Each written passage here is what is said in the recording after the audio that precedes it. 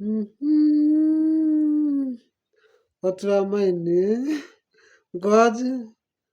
Mpo? Pia mi nipo.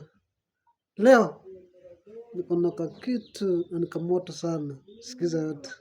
Sawa. Sasa mi najaribu kufikiria,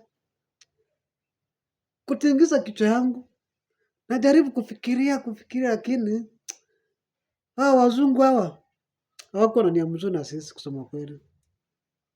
Wanadanganya vitu ambazo si za ukweli na tunakubali. Hani kitu ambayo ni uongo tunaambiwa tunakubali.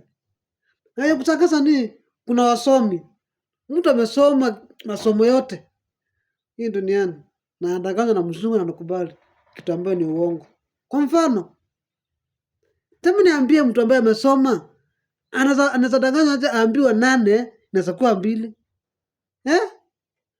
Mtu ambaye amesoma ambiwe 2 imekuwa 8. Hata kama ni wewe ungekuwaje? Kwa mfano, hii saa hii mambo na masaa, mimi na hiyo ndio inanitoa nafanya nachanganyikiwa. Hii mambo na masaa hii. Uliza mtu tu ni saa ngapi? Anakwambia ni saa 2. Saa 2, si ndio?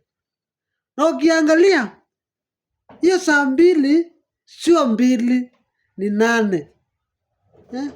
Sasa nauliza hii 8 imekuwa 2 saa ngapi? Ati ni saa ngapi? Ni saa 10. Tangu lini hii 10? Tangu lini 10 ikakuwa 4? Ati saa 10. 10. Kwani 10 hata kama ni wewe hii 10 imekuwa ina saa ngapi? Hata ule wakati ulikuwa unasoma wewe ukifundishwa ukasema 1, 2, 3, 4, 5, 6 mpaka 10. Kuna siku uliambiwa 10 ni 4. Kuna siku uliambiwa 1 ni 7. Hata kama ni kizungu. Hata kama ni kizungu sababu nasema hapo. Tangu lini 7 ikakuwa 1? Tangu lini hii 8 ikakuwa 2? Hata nini mnaniangusha jamani. Amuoni nyinyi wazungu wanataka mfala?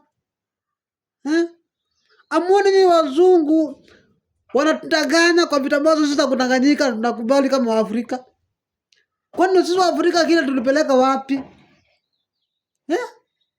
Sisi Waafrika akili tulipeleka wapi? Vitu za kutokuwa sababu za uongo tunakubali ovyo tu. Ndio Afrika. Kwa nini tusichanuke?